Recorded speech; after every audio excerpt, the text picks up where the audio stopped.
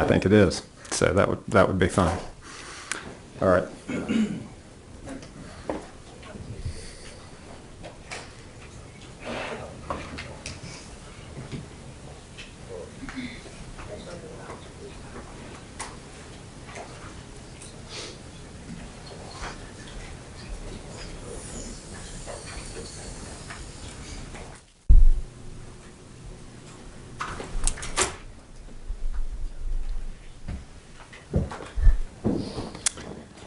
All right, if we could go ahead and bring jurors out, please.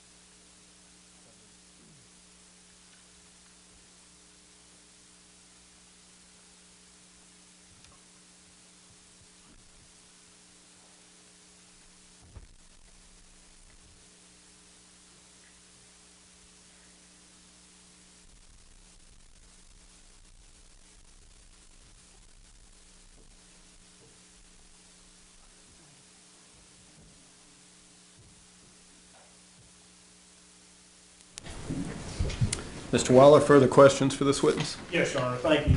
And the one thing that I believe I misspoke about from before we broke, Ms. Redden, was the road that runs in front of the complex is Bramblewood, not Rollston. Okay.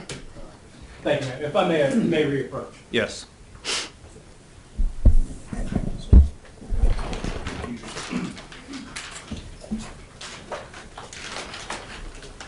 Ms. Redden, you mentioned on your before we broke about the laptops that Ronald and Travion had. I'm going to show you what has previously been marked for identification purposes. It states Exhibit 24A.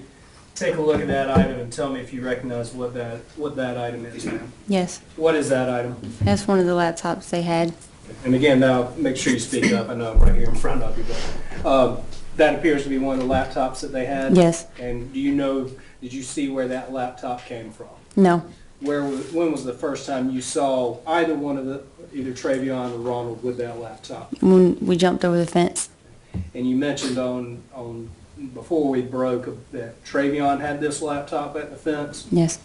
Do you recall now seeing this laptop? Which laptop it was that you and Ronald sold to the guy? And let me go ahead and show you the other one as well. What's previously been identified as 25A. Do you recognize that laptop? Yes. Okay. Is that the other laptop? Yes. And seeing both of them there in front of you, do you recall, and if you don't, it's fine, which laptop it was that you and Ronald sold to the guy? It might have been the orange one. Okay. And again, both of the laptops you saw with Travion when he came over the fence? Yes. And there in the hotel room, do you recall which laptop Travion had and which laptop Ronald had? Trey had this one. And when you say this one, are you referring to the silver one? Yes. 25A. Okay. We talked a little bit about some of the clothes.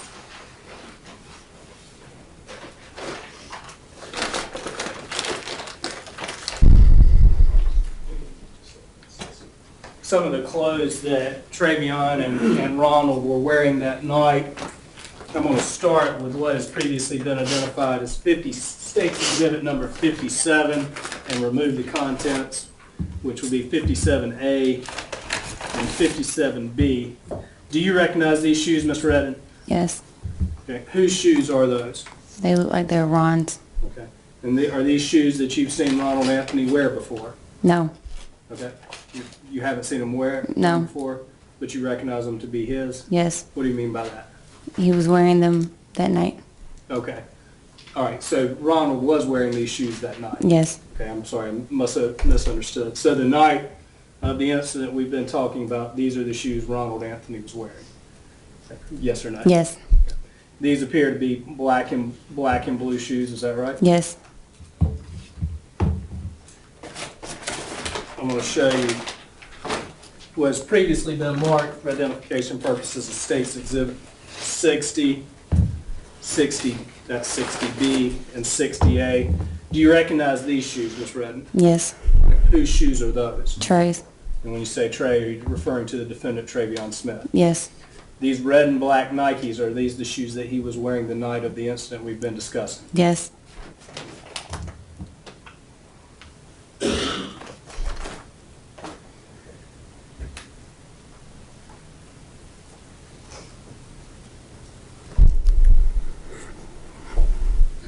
Just want to do a few more questions for you, Ms. Redden. The phone that you testified earlier about, when you left the hotel the next morning with Travion and Ronald, and I guess his mother came and picked you up, did you see that iPhone that morning? No. Was there any discussion about the iPhone that morning? No. The knife that you testified earlier about, was there any discussion about the knife at that point when you left that next morning, No. or even prior to leaving? No. Did you ever see that knife, or was there ever any discussion about it again after you saw it there in the truck? No, sir. And I want to ask you one more question about when the knife was pulled out there in the truck, and Ronald Anthony pulled it out, and you said you saw blood on it. Did Travion Smith have any reaction when that knife was produced there in the truck? No. And he was seated directly beside you? Yes. Were you in the middle seat, or was he in the middle seat? He was. Okay, so he would essentially be seated between the driver and the passenger. Yes. Just in the back seat.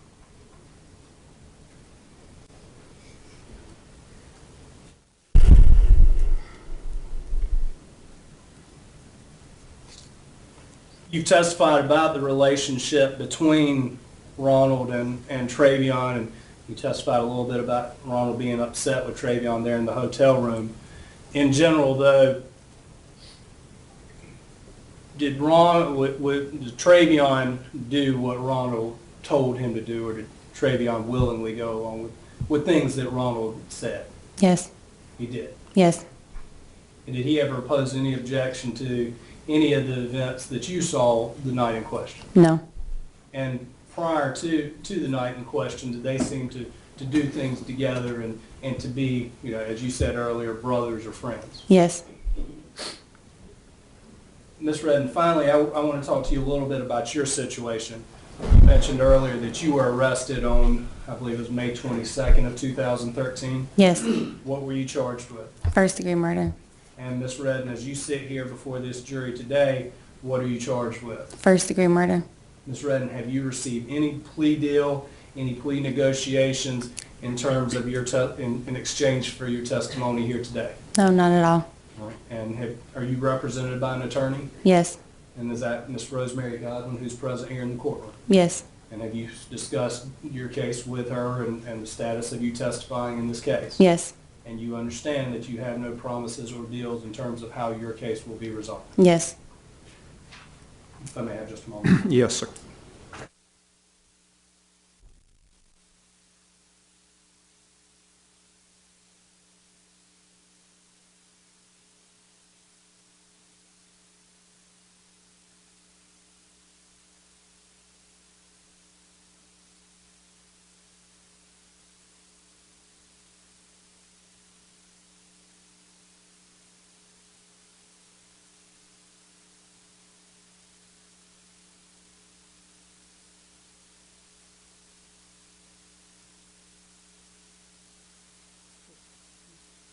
just to be clear, the next time you saw Ronald was when the two of you sold the orange laptop. Is that Yes. right?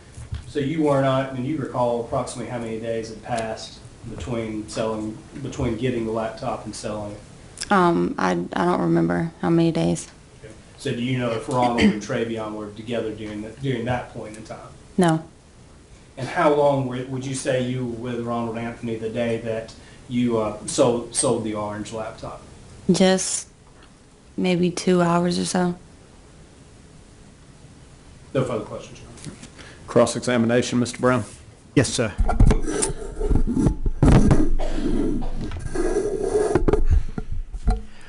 Good afternoon, Ms. Redden. Good afternoon. You are currently charged with first-degree murder. Yes, sir. And you know that the mandatory sentence for that in your situation is life imprisonment without parole. Yes, sir. And therefore, the only way you were hoping to, you said that you do not have a deal right now with the state, No, sir. but you're hoping to get a deal with the state. I would like to go home, Yes, but you'd like to there get. is no deal. There is no deal, but you're hoping to get a deal for something less than first-degree murder. Isn't that correct? Yes, I would like to go home. You'd like the deal that would allow you to go home someday, Yes.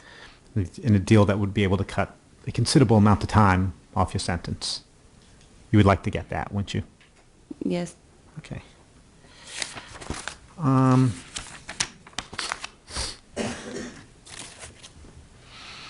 And you're hoping that testifying here today will help you get such a deal?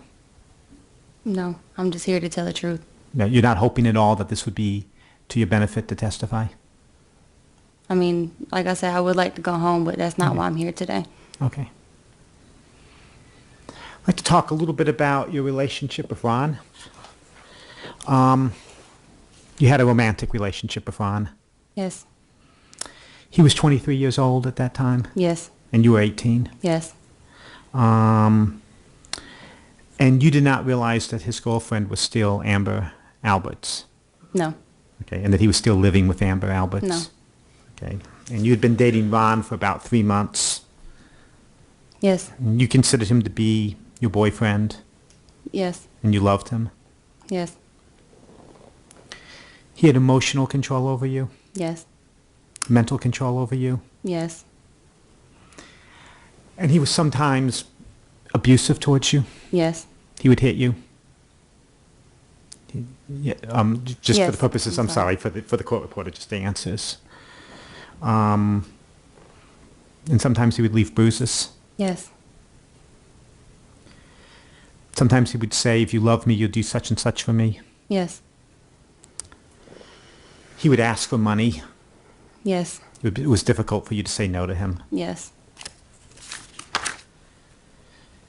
He would tell you when to use it. When he would ask to use your phone, Yes. and you couldn't tell him no when he asked to use your phone. No. He has a really bad temper. Yes. I'll ask you some questions about May 13th, May 13th.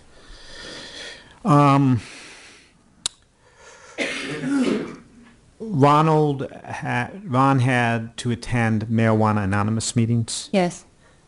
He was court ordered that he do that. Yes. And you and Travion went to that meeting that Yes. day. It wasn't ordered for either of you to go to those meetings. No. But you went to the meeting because Ron was there. Yes. And then he arranged to have his mother drive the three of you to the North Hills area. Yes. He would have his mother drive him a lot, wouldn't he? Yes. His mother would always provide rides and other things for him. Yes. And when you're there, you went to different places, correct? Yes. And one of them was Ben and Jerry's. Yes. And you and Ron began filling out an application for a Yes. job. And what? I'm sorry. Let me correct that. It was you and Travion who started to fill out the applications. Yes. And then Ron, and there was a little bit of a dispute with the woman at Ben and Jerry's. Yes. And you told Ron about it. Is that correct? Yes. And Ron then confronted the woman. Yes. It got to a point that the three of you began going out to different cars. Yes, sir. And you said that Travion and Ron had gloves. Yes. Ron bought the gloves. Yes. You went and at the time that you were out in that evening, nobody ever discussed hurting anybody. No, sir. Nobody ever discussed assaulting anybody. No. Certainly nobody ever discussed killing anybody. No. While you were out there in the cars, you never saw anybody with a knife? No. Didn't see anybody with any type of weapon at all? No. You talked about going into a parking garage, and there was something that had to be pulled apart. Yes. It was Ron who pulled it apart, right? Yes. And you talked about breaking into mailboxes, Yes. right? It was Ron who broke into those mailboxes? Yes. He used some type of tool to open up the mailbox? Yes.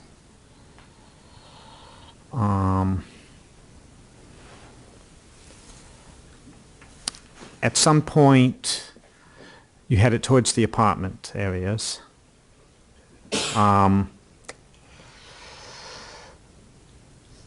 You were kind of acting as a lookout.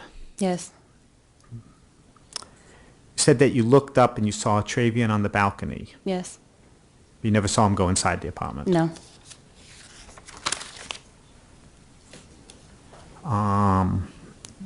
Travion you asked about where Ron was, and Travion pointed to the inside. Yes.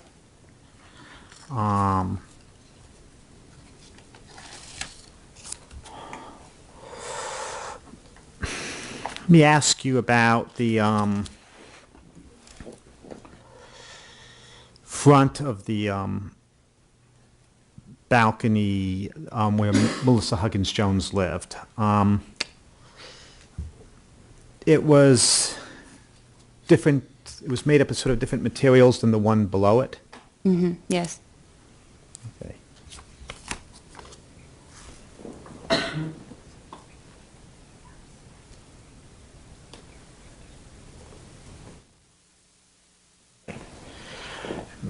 The ones below had sort of a slotted front. The ones on the first and third floor had a slotted front, Yes. but hers had a brick front. Yes.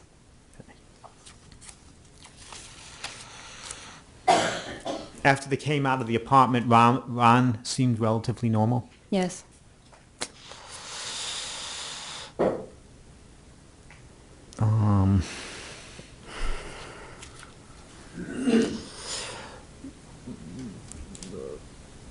The three of you ran away from that apartment.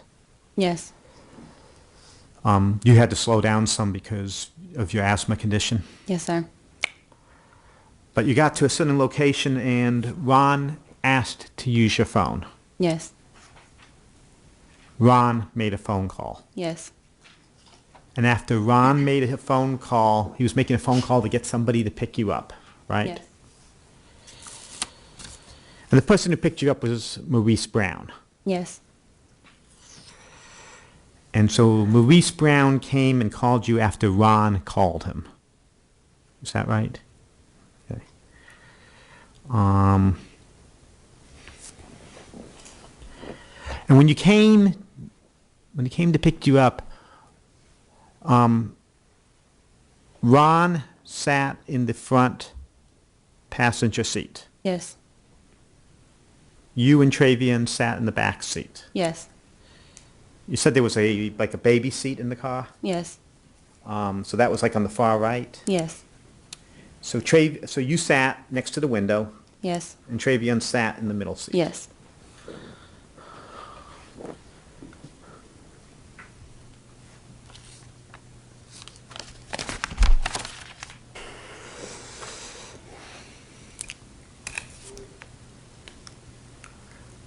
Ron pulled out a knife. Yes. You saw that knife. Yes. that knife had blood on it. Yes. The knife that Ron had Yes. blood on it. Ron took off his shirt Yes. and he put on a new shirt. Yes. He put the old shirt in a book bag. Yes.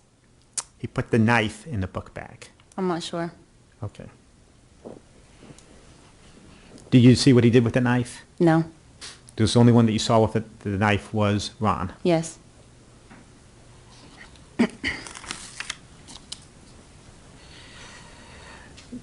Ron and Maurice drove to Flashbacks. Yes. You didn't change your clothing. No.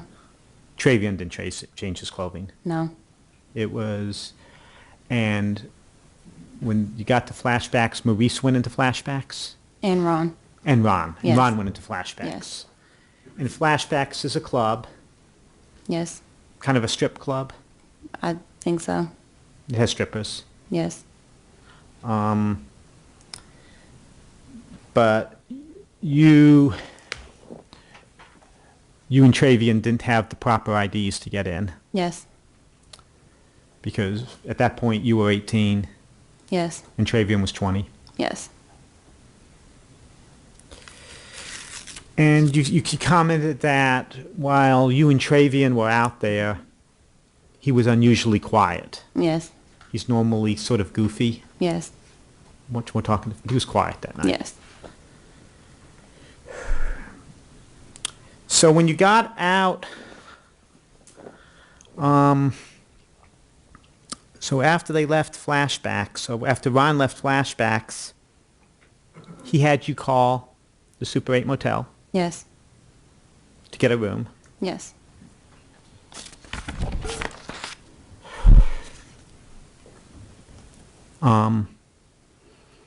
Then the room was put in Ron's name Yes.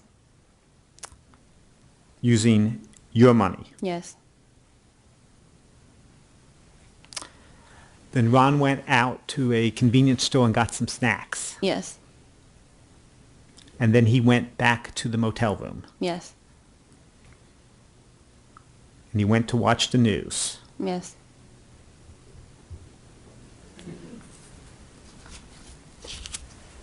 And I'm just going to ask you about something that Travion said that you talked about on direct examination. Travion said, make sure I got this right. Man, what the hell just happened? Yes.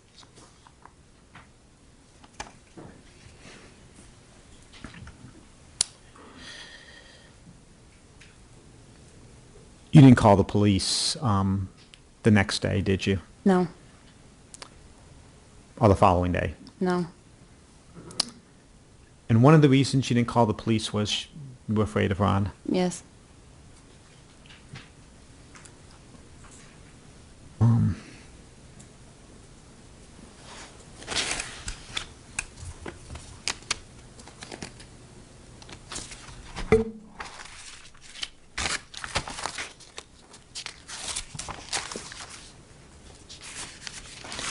And in the days following, you said that you did not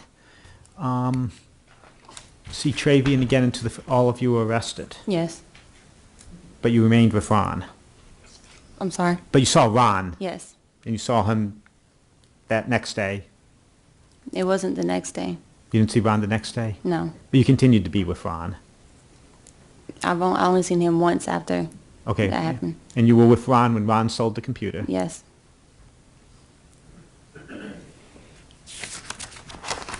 If I may have a moment. Yes. And Travion was not with you when Ron sold that computer? No.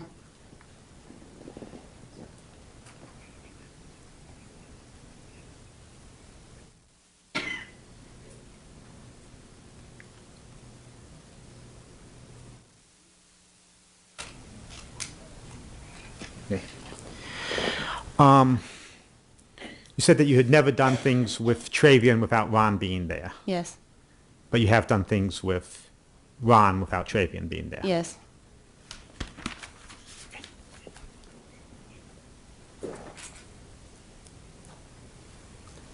Thank you. No further questions. Mr. Waller, Yeah, just a moment. redirect.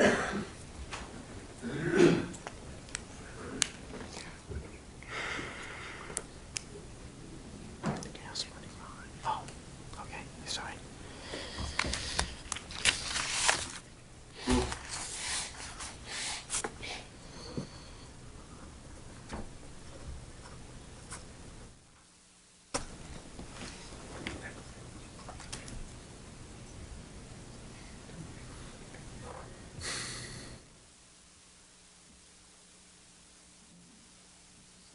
To open the door, but it's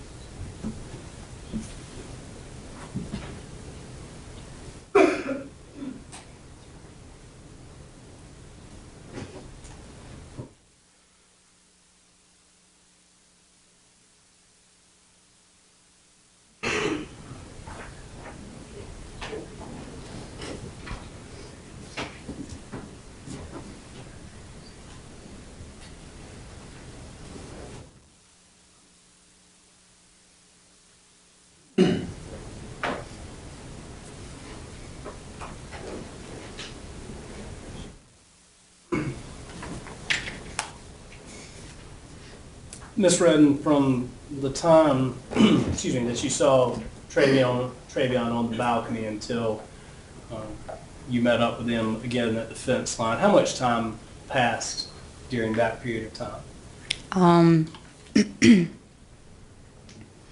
Between 5 and 10 minutes.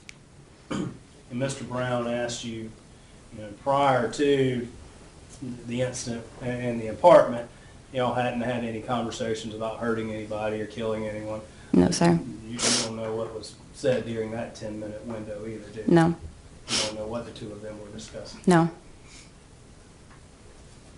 Mr. Brown asked, you didn't call the police. Were you scared you were going to get in trouble for what you knew? that, yes, To your knowledge, Travion Smith didn't call the police either. did he? yes. But he did not call. No, no. Okay. Mr. Brown asked you about, the emotional control that Ron had over you. Did Ron have the same type of relationship with Travion that he had with you? Objection. Also speculation. Overruled as to what you observed. Yes, he would do what Ron would ask. And then you mentioned the comment about, man, what the hell just happened? That you characterize that as can't believe this just happened. Yes. Okay. Based on that conversation, did you get the impression that Travion was also in the apartment with Ron? Yes. Thank you. No further questions. Anything further? Recross? Yes, sir. All right, ma'am, you may step down. Thank you.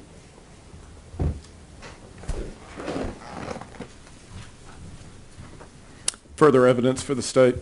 Dexter Gill.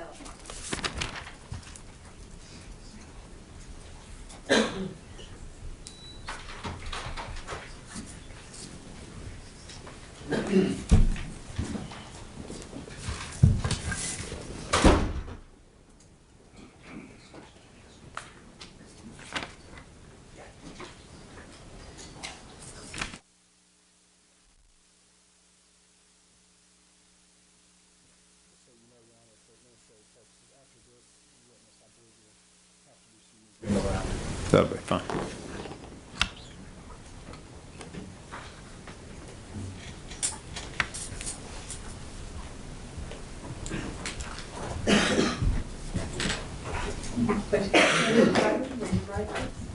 You saw Ms. Whitaker take on the discussion. I do. Thank you, sir. Please be seated. Please state your name, sir. William Dexter Gill. And Mr. Gill, how are you employed? I am not employed. How long have you been out of your last employment? I retired April 1, 2014. Prior to retiring, can you tell the jury what you were doing? I was assigned to the Raleigh Police Department Homicide Unit 1 as a senior detective. How long had you been with Raleigh Police Department prior to your retiring? Started on August 4th, 1986, You're going to make me do math. roughly 28 years. Okay, thank you. And how long were you with the investigative division before retirement?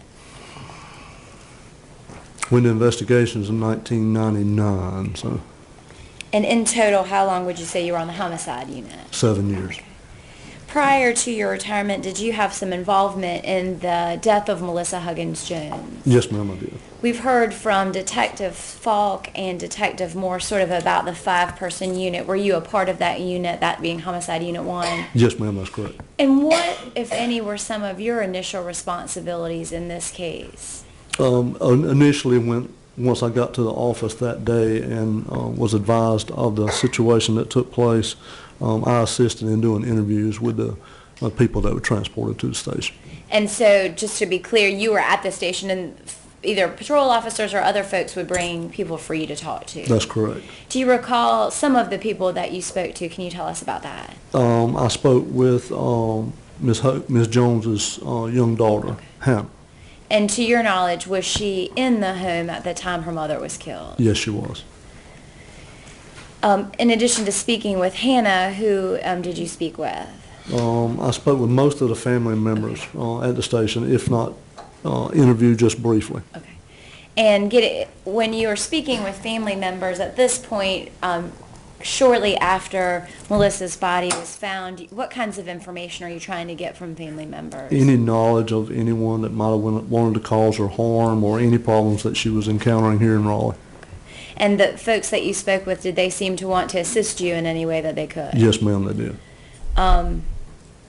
After speaking initially with some of the family members, what were some of your next responsibilities? I obtained some DNA samples from some of the family members for elimination. And when you say for elimination, what do you mean?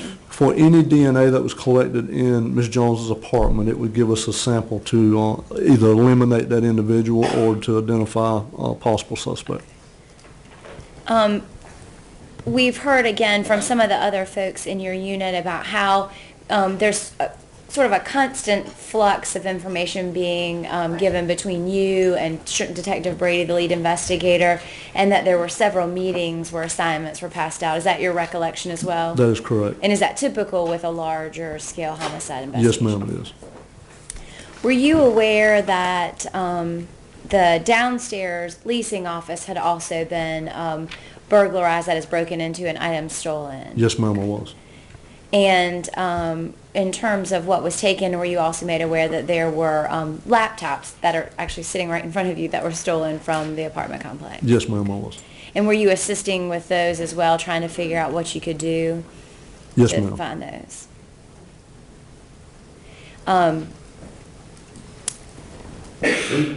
At some point, were you involved with Detective Morse in terms of setting up an appointment to potentially buy one of those computers? Yes, ma'am, I was. And did the seller show up? No, ma'am. After the seller didn't show up, I think Detective Morse talked about it being the 20th, 21st now at this point after her death. Is that right? I think it was the 20th. Okay. Yes, ma'am. What did you do after being with Detective Morse and the seller of the laptop not showing up?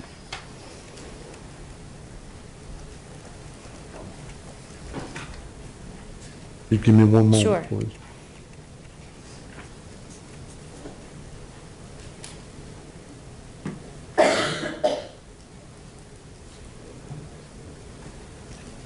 I responded with Detective Morse to Wake Forest to try to make the purchase of that laptop on May 20th at approximately 3:30 p.m. After that seller did not arrive, we left the location at 5:15. At 6 o'clock p.m., we had a case briefing in the homicide unit on Atlantic Avenue in the office. And at some point, either around the time that you're trying to find these folks, or do you know whether or not law enforcement was trying to identify who the seller itself was supposed to be or where the ad had come from? Yes, ma'am, they were. And once you all got that information, did you assist in any way? Yes, ma'am. There was a search warrant that was obtained for the location in Wake Forest. And after that search warrant was executed, I responded with Detective Gibney to that location to interview people that were inside. Okay. And when you were talking about people were inside, what do you recall about that building itself? It's more like a huge rooming house, Okay. just individual rooms. And did you speak with some of the folks there that resided at the time back in May of 2013 there? Yes, ma'am, I do. At some point that evening, were you made aware that the police department had developed some suspects that may or may not be responsible for Melissa's death? Yes, ma'am. And specifically, were you asked to assist in a search in another location than the Wake Forest location? I assisted with a search in Oxford. Okay. May I approach the witness? Yes. I'm going to approach and show you State's Exhibit 26 and ask if you recognize the envelope, State's Exhibit 26. Yes, ma'am, I do. And how do you recognize State's Exhibit 26? It's my handwriting. Okay. Yesterday, Detective Morse talked about going to Oxford and seizing certain items, and he identified some items but said this might be your handwriting. Is that That is correct. Were you there while the search was going on and items were being collected? Yes, ma'am. It was only myself and Detective Morris. We were the only two. And this camera, State's Exhibit 26A, inside is actually a bag containing some items. Was that the camera that was taken into evidence there at the Oxford location? Yes, ma'am, that's correct. And did you even make some notations on the back to indicate where it was found? Yes, ma'am, I do. Okay. And does this look, yesterday we opened it for Detective Morse to look, but does it look like it at some point prior to that was in the same or similar fashion as when you sealed it? Yes, ma'am. Here, at this time, the state would move to introduce State's Exhibit 26 and 26A in its contents. Any objection? They are allowed. Yesterday, Detective Morse talked about several other items that were seized at that location. Were you present when he was collecting items as well? Yes, ma'am, I was. Okay. When you, after the search in Oxford, did you assist Detective Brady in looking for an item? Yes, ma'am, I did. And can you tell the jury what you were asked to look for? That was on May 22nd. At 3 o'clock, I was notified by Sergeant Casual to respond to the Walmart in Wake Forest to assist Detective Brady in attempting to locate Ms. Jones' cell phone, the iPhone. And do you know how Detective Brady came about while you're at the Walmart? No, ma'am. Okay. May I approach the witness, Judge? Yes. I'm going to show you what's been marked as State's Exhibit number 12, the contents of which I think is marked 12A, and ask if you recognize 12A. Yes, ma'am. And can you tell us when you were asked to go to the Walmart with Detective Brady to look for the phone, where you all specifically went? There was a wooded section on the far right-hand side of the parking lot. I want to say that's probably the northeast side of that parking lot. That was identified. Okay, and so when you got there, how did you all decide where to go, or did you just start looking? It is a steep decline, starting at the base, at the edge of that parking lot. Detective Brady started at the top. I went down to the bottom and started at the bottom. And how long would you say you all were out there before you found it? Just a few moments. Okay, so you walked right up on it? Yes, ma'am. And looking at State's Exhibit 12A, the phone itself, does it appear to be in working order? No, ma'am. Okay. Once you saw State's Exhibit 12A, what did you do with it? I notified Detective Brady, and he came to the location and took possession of it. And in accordance with the Raleigh Police Department's policies, once an item is taken into evidence, what does a detective or an officer do with it? He stores it in our property room, fills out an envelope and seals it and initials it and stores it. The items that you collect at this scene or at any, once you turn them into evidence, are they supposed to be in a sealed fashion? Yes, ma'am. Okay. I neglected to ask you some other questions. At some point, were you also asked to assist in the interview of Ms. Redden that just testified? Yes, ma'am, I was.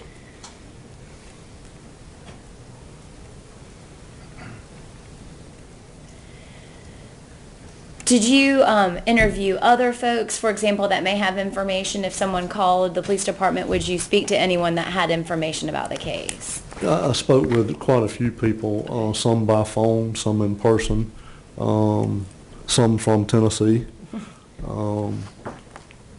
just to see if anyone had any knowledge about the incident. And earlier in the week, we were talking about the death, or at least Hannah finding her mother on May 14th in the early morning hours, and then it was several days before some suspects were identified. Is that your recollection as well? Yes, ma'am. Okay. During that time, as a detective with the homicide unit, were you all following up on any and all leads that would come in, whether they seemed important or not? Yes, ma'am. Did you yourself have occasion to go out to the scene of the homicide? Yes, ma'am, I did. And was that once or on a couple of occasions? I know I went one time to do a search after processing had been completed. And was that a scene that the police department held for a period of time, do you recall? Yes, ma'am. Is that unusual in a homicide case? No, ma'am, that's common.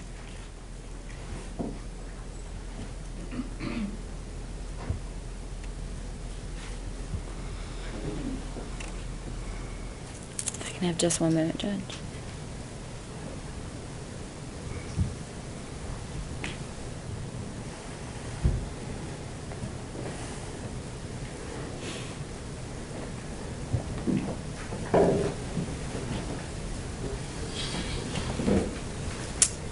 After you did that last walk, or that walkthrough after processing was done, in addition to those two items that I have shown you and interviewing some folks that may have information, did you have any additional responsibilities in this case? No, ma'am.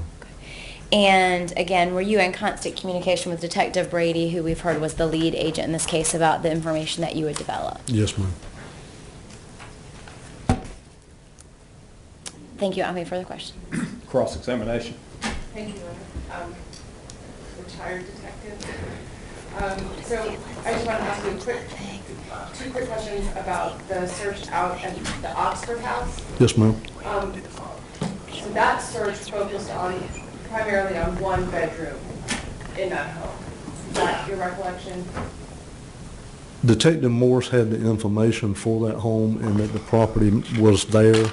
I accompanied him to that location. The lady that we met there in the home pointed out most of the property that we recovered. Okay. So there was somebody there who was very cooperative? Yes, ma'am. You had a list of things you were looking for? Yes, ma'am. And so the one specific item that you collected and marked the bag for, the camera, Yes, ma'am. that was found on the bureau in that bedroom? Is that what the label there designates?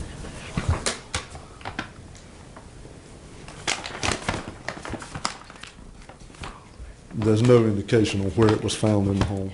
Okay. So, and do you have any recollection of where it was found in the home? No, ma'am. Thank you very much. Anything further? No, sir. All right, so you may step down. And Mr. Waller, it's my understanding that this would be a good time to break for the afternoon. Is that what you're suggesting, or you have other witnesses? I mean, is that just a moment? Inmate retired Detective Gill be released from his hopefully Yes, final subpoena. you're released from your subpoena, sir. You're free to go. Yeah, but who do we have left? The only witness we have left for this afternoon, if this answers your Honor's question, would be someone that we would need to take a brief recess for. All right. Okay, let's go ahead and do that. And just ask the judge to step in the deliberation room for a few minutes, and if it turns out it's going to be longer than I expect, we'll go ahead and bring you back in and excuse you for the day. But if you'll follow all the rules I've given you, particularly don't talk about the case among yourselves, and leave your notebooks in your chairs. Well, that's what I don't, since they're having tomorrow afternoon, I would love to move it. Yeah, no, I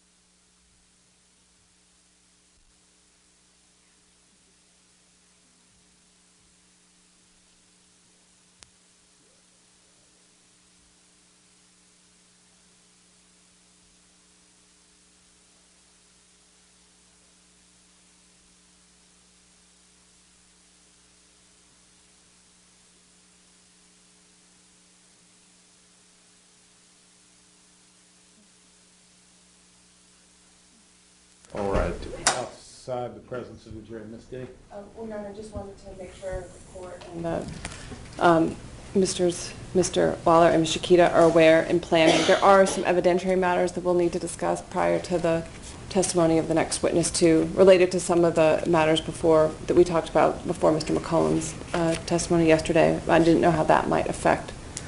So who is the next witness? Just DeAndre Maurice Brown. He would be the individual you've heard that picked the three defendants up.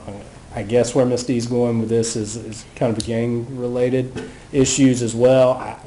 At this point, kind of where we are, I'm not, well, it's Ms. Shakita's witness, I believe, but based on how we've gone, I don't anticipate us trying to elicit any gang information. So if that dispels any concerns that they have, then that would be it. That would dispel those concerns as long as Maurice knows that.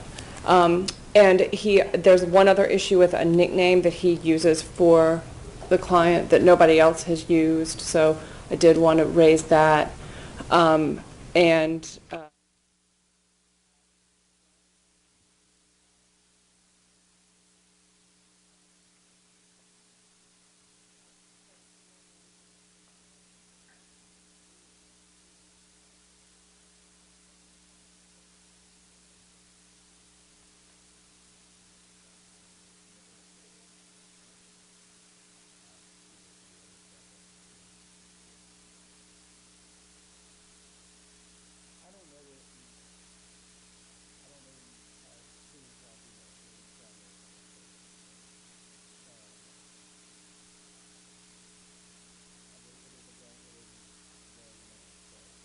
If at this point in the trial we're staying away from gang-related activity until it comes up, unless it comes up under in some way, then we will stay away from it. And I know there's some case law out there on gang-affiliated names and the appropriateness of using them. I was not aware that this was going to become an issue right now, so I apologize. I don't have it with me.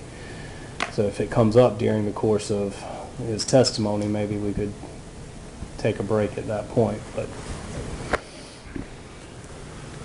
and the other item I did remember, Your Honor, so Mr. Maurice Brown has now been charged with trafficking in heroin and a few other charges, and those are new charges. They're different from any older charges he's had. It's just been the last couple of weeks. So I've been told that. I do know he has those charges. I don't have even an ACES printout to know what the date of the charges was or anything along those lines. I know he's represented by Deontay Thomas in the public defender's office on those new charges, and I know that an effort was made to reach Deontay today because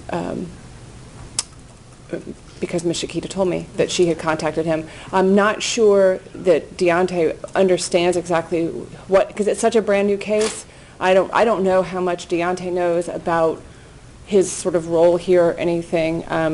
We did find out earlier in the afternoon that he was going to be the next witness, and I was going to try and run to the PD's office and just see if he's still there and make sure he knows that his client's about to testify. I'll tell you, I found out this weekend that these charges occurred. The offense date in the system is January 18th. I left a voicemail on Mr. Thomas's cell phone in the event that he wasn't in the office today to let him know that. So if you would like for me to reach out to, again, these are new charges since we have spoken with Mr. Brown in relation to this case and really have no bearing other than the fact that he has pending charges. But I did reach out to his lawyer and told him the best way to reach me was via email since I could check it in here and have not heard from him. I think that Ms. D saw Mr. Thomas earlier but did not realize at the time who his lawyer is. I'm certainly glad if you want to hold him until tomorrow, we can see if he can come. But that's the situation where we are. Does he have any charges arising out of this incident? No. All right, so the only pending charges that he has are new charges. They're drug-related charges. I think out of abundance of caution, we ought to have Mr. Thomas here. I'm happy to have somebody try to call down to and see whether he can get up here in a few moments. but I think we ought to have him here. I agree. I mean, trafficking in heroin carries a big net for minimum. And I haven't the slightest clue if it's level whatever. Yeah. All I can tell you is what I see here. May I step in the back and call him on the cell phone? That'll be fine. And for now, we are going to stay away from any of his purported knowledge or whatever of anybody's gang relationships and the nickname that he knew about. I'll rule on that when Oh, I'm Mr. White sorry. gets back.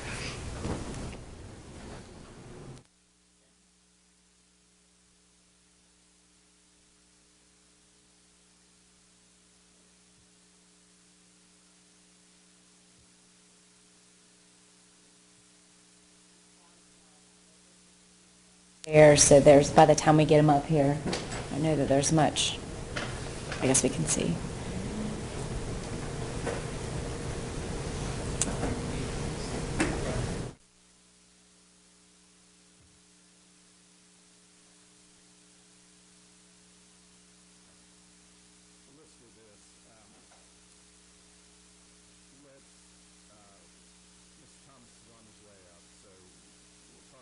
Thomas, in open court, make sure that he's aware his client's going to testify tomorrow morning at 9:30.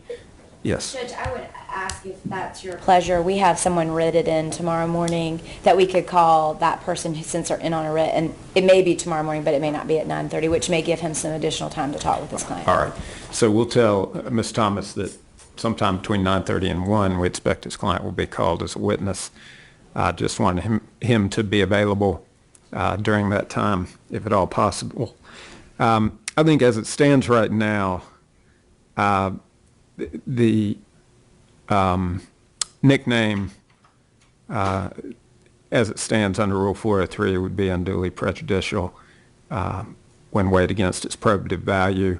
And that is assuming that this witness knows Mr. Smith by another name or knows who he is or has some familiarity. So that's certainly the case at the moment, but this ruling could change. Also, the gang affiliation, I think at this point also remains under Rule 403 unduly prejudicial when compared to its probative value, although I can also see that changing again depending on either this testimony or other testimony. I think we are, I'll just simply say, I think we're getting closer to where that becomes probative, but perhaps not there yet. All right. So I think that addresses the rulings, and then we'll just be at ease for a few moments. Actually, let's do this. Let's call the jurors back in. I'll go ahead and send them home for the afternoon, and then when Mr. Thomas gets here, we'll talk very briefly on the record.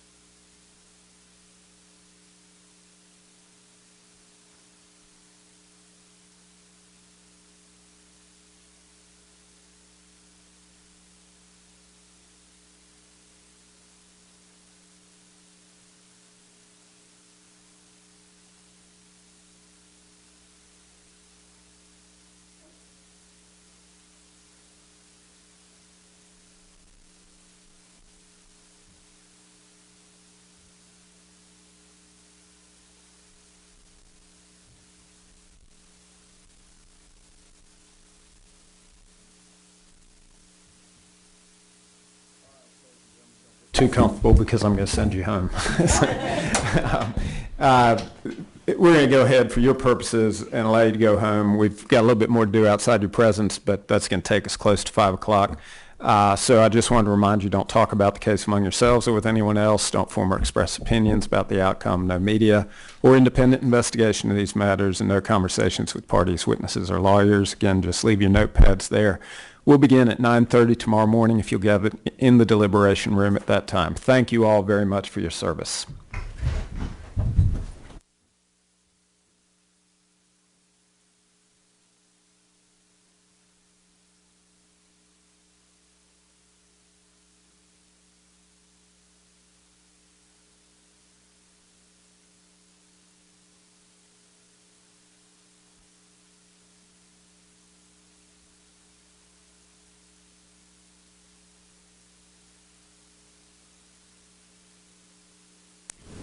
All right, outside the presence of the jury, I see Mr. Deontay Thomas is available in the courtroom now. Mr. Thomas, it's my understanding the state intends to call your client, DeAndre Maurice Brown, is that the correct name, tomorrow as a witness in this case. Okay. And we've been made aware that he has some pending charges that are unrelated to this matter. And that's probably brand new, I'm assuming, because that name doesn't even jump to the top of my mind. They are, I think they're January. All right. Out of abundance of caution, I was hoping that you could be available while he is testifying. I can't be available. That would be fine. Could you just confer with Ms. Shakita to find out approximately what time? I know it won't be 9:30. And I'll speak to him now. All right. And I'll be available. Sure. Very good. So I know there's another witness that's going to start at 9:30, so I'm not sure exactly what time, but if you can make arrangements to be on standby in the morning. That's fine. We can text him, that's fine. That'll be Very fine. good. All right. Thank you very much, Ms. Thomas. That's All right. Very good. Are there any other matters that we need to take up this afternoon?